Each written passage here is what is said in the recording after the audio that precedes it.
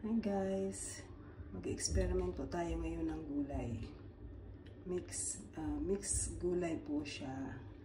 Bali, first time ko itong gagawin kasi wala akong chicken. So, ang gagawin ko, ang ihahalo ko is beef loaf.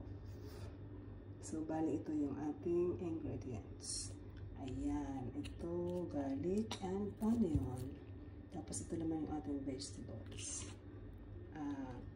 Cauliflower, and then broccoli, and then ito bell pepper, to red bell pepper.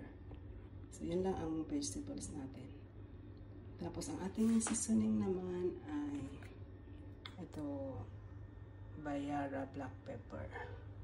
Tapos itong Maggi seasoning. Tapos itong salt, tapos olive oil. Ayan. Rafael Salgado olive oil. Ayan. Ayan po. Tapos ito naman po yung ating panghalo kasi nga wala tayong chicken. So, Argentina hot and spicy beef loaf. Ayan. Kasi wala tayong chicken. So, yan ang gagawin natin. Okay, sige. Maghiwa po muna tayo. Ayan na yung ating garlic and onion. Tapos, ito na yung beef loaf. Ayan guys. Ito na guys, nahiwa na natin ang cauliflower.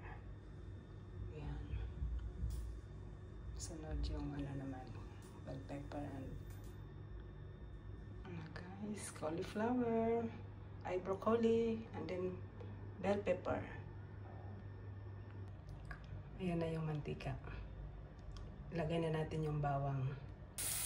Ayan guys. Tapos sinagay natin yung sibuyas.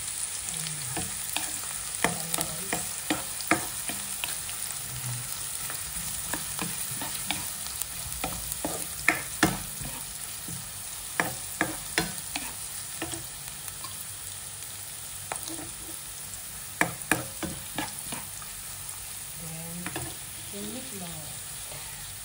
Ayan, ito, meatloaf.